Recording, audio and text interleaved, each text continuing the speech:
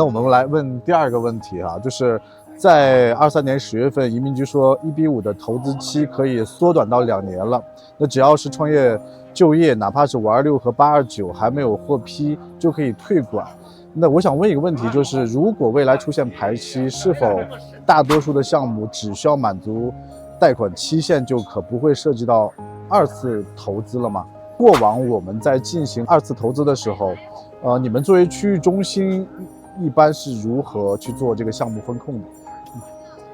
So really we're dealing with two different issues here. On one side, the USCIS was issuing guidance on what's called the sustainment period.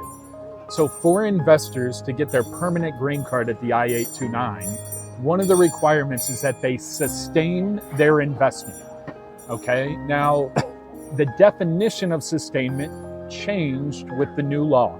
And so when USCIS said this in October of 2023, they were interpreting that new law and saying that now EB5 investors simply have to keep their money at risk for a 2-year period. Okay, the old interpretation of sustainment period was that they had to stay invested through the 829 being filed. Okay, now the second part of that question really deals with the investment documentation of the project. Okay, so every project is different. You have to look at that documentation, and that documentation is what sets out the rights to reinvest or not. Okay, so on one side, USCIS is setting the standard for what's required to get the permanent immigration benefit.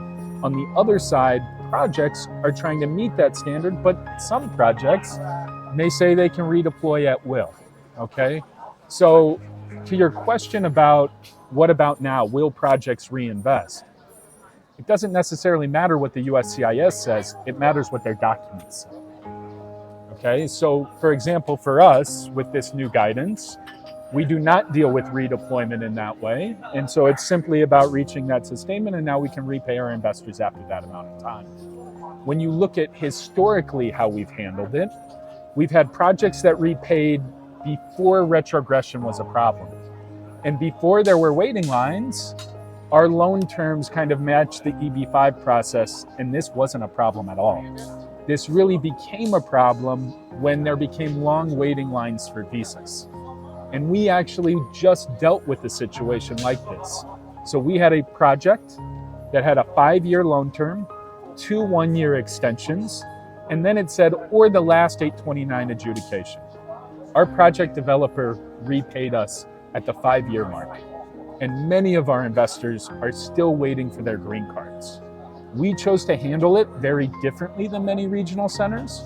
Despite our documents allowing us to reinvest, we told our investors, anybody who has met the sustainment criteria, you can be repaid.